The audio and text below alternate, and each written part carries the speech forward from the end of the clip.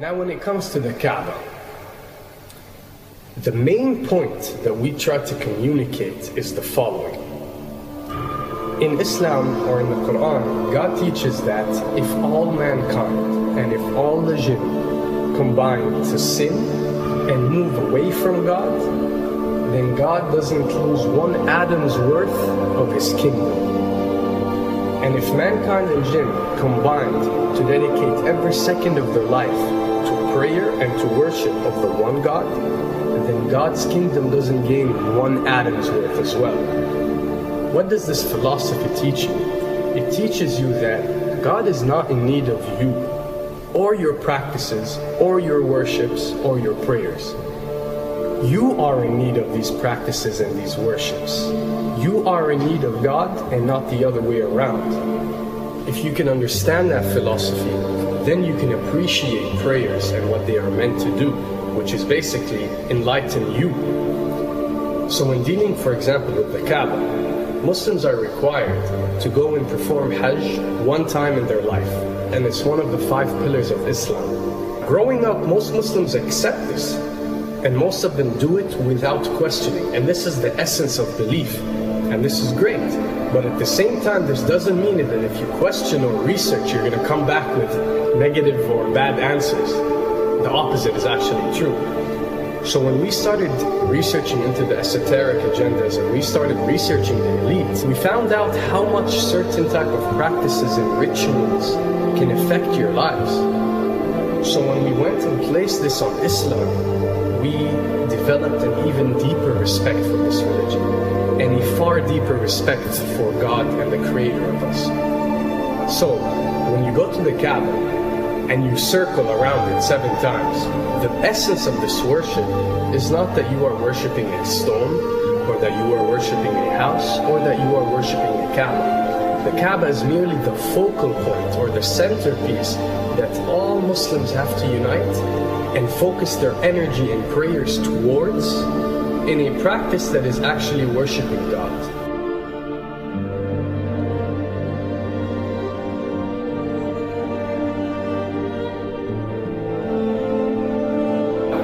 Now, going in circles counterclockwise does not break you away from time and space. But the fact that the energy of the Kaaba is the strongest energy on earth and it flows counterclockwise, by you flowing in correlation with this energy, you are uplifting yourself. You are reaching spiritual levels that you rarely do experience anywhere else on earth. And the fact that you got to do it 7 times, and we are taught that there are 7 skies or 7 samawat or 7 spiritual planes, then one can discover that each circle breaks you through a spiritual plane spiritually, so you can reach the ultimate state of wisdom and spirituality. Does this mean that only Muslims can reach this level? Does this mean that if you're not Muslim you give up or you reject this information? Not at all. In essence, any one of you, regardless of what your faith is, if you are dedicating your worship and your journey to the one and only Creator and not anything created, then you are on a righteous path.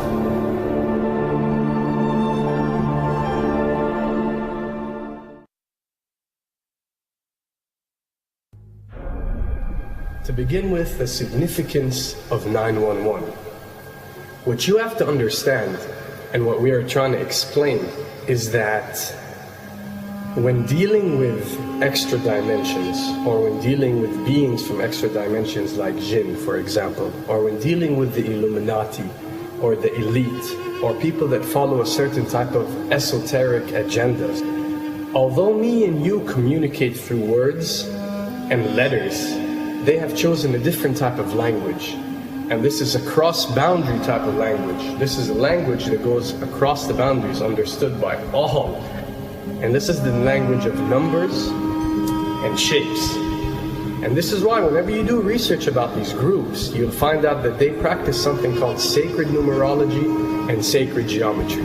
What does this mean? It means that each number is given a meaning. Each shape is given a meaning. A meaning is communicated whenever a shape is presented or a number is presented by these specific groups. I'm not talking about random people or random groups. We're talking about specific groups that follow this type of agenda. When numbers are used, it signifies a certain type of meaning. When shapes are used, the same is followed. So, in their definition, in a numerological sense, 10 is the Alpha and the Omega, or the God. 11 is a step above God. 101 is a step above God. 911 or 911 is the skipping of God. It is the ultimate challenge. It is going from number 9, which has a specific meaning, to number 11 without going through 10. It's skipping God. So it's no coincidence that this event that we call 911 today took place on 911. It is the ultimate challenge.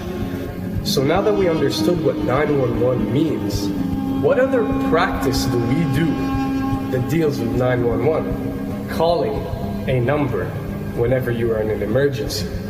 Now, creating an institution that helps people whenever they are in need of help and whenever they are experiencing an emergency is fine. There's nothing against it. There's no religion, there's no logical person on earth that will tell you this is wrong. But when you understand how sinister these elites are and the way they work on a level that's way beyond what you think. So the fact that when you're experiencing an emergency or when you are in need of help, you have to pick up a phone and dial 911, which is the ultimate numerological definition of skipping God, then you'll understand how these people work.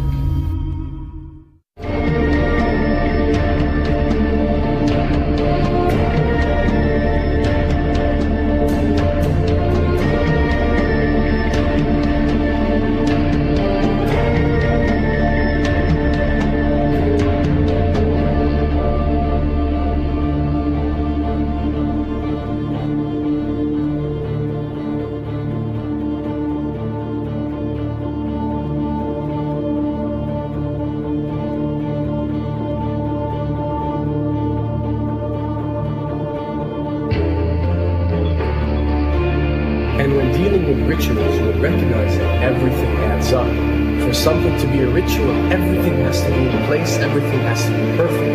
And my advice is, if you want to recognize that something is satanic, it has to add up in all sense. The numbers have to add up, the shapes have to add up, the event has to add up, it has to have one general meaning. The pieces of the puzzle fit perfectly. That's when we recognize when something is ritualistic or satanic.